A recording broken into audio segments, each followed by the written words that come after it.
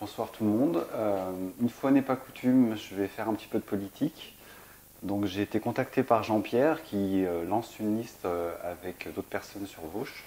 Et comme c'est ma commune, j'ai pris la décision de faire une petite vidéo pour vous présenter une partie du projet. Voilà, donc bonsoir Jean-Pierre. Bonsoir Christophe, Merci de prendre le temps de répondre à ma petite interview. c'est un plaisir.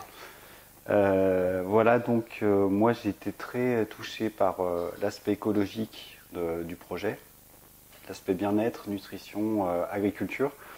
Donc du coup, je voulais déjà te demander de te présenter un petit peu pour les gens qui ne te connaissent pas.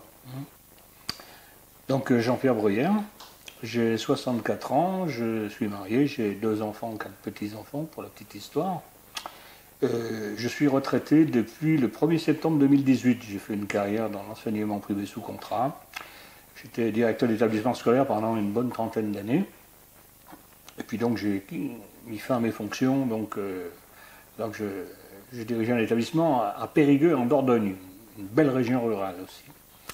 Je suis rentré chez moi en 2018, fin 2018, et puis donc j'ai pris le temps de me ressourcer, de digérer ma fin de carrière. Et puis j'ai aussi pris le temps de parcourir le territoire local sur notre belle commune de Vauche. Et je me suis un peu inquiété, je l'avoue, de l'urbanisation rampante de ce secteur. Et je me suis dit que peut-être je pourrais me rendre utile à la communauté vauchoise et peut-être rendre service. Et donc, ayant rencontré un groupe de Vauchois motivés, eh bien, nous nous sommes lancés dans le cadre d'une liste que nous avons nommée Vauche Territoire d'avenir. C'est un slogan qui est lourd de sens parce que pour nous, eh bien, ma foi, l'idée c'est de préserver la ruralité de notre commune et toute la richesse qu'elle permet de préserver, de déployer et d'enseigner aux enfants en particulier. Donc ça c'est une problématique qui est très importante pour moi parce que effectivement, je fais partie de l'association Terre de Liens, qui est propriétaire de la ferme de la Plagne à Vauche.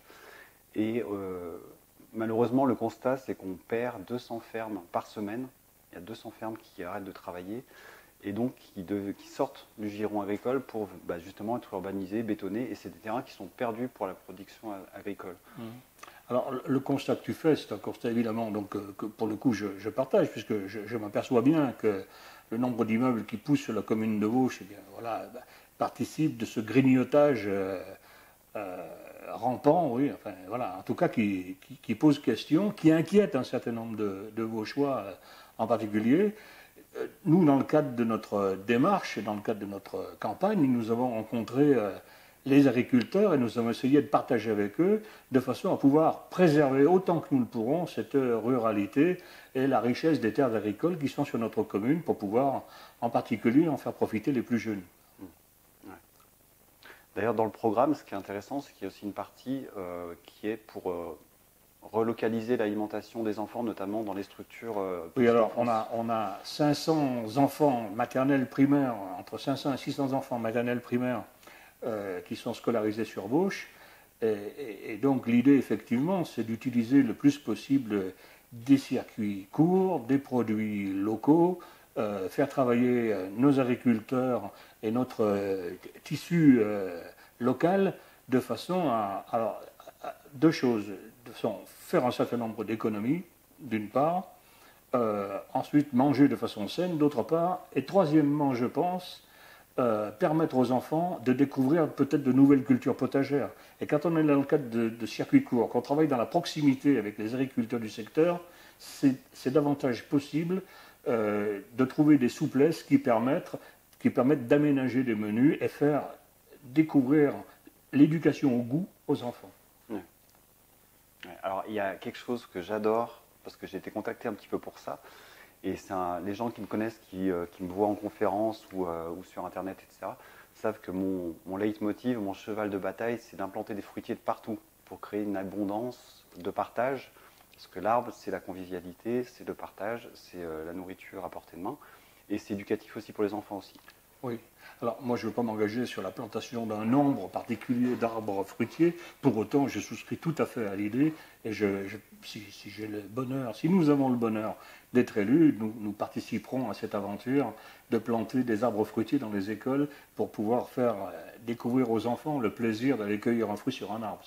C'est effectivement, ça serait effectivement génial, pardon. C'est sûr.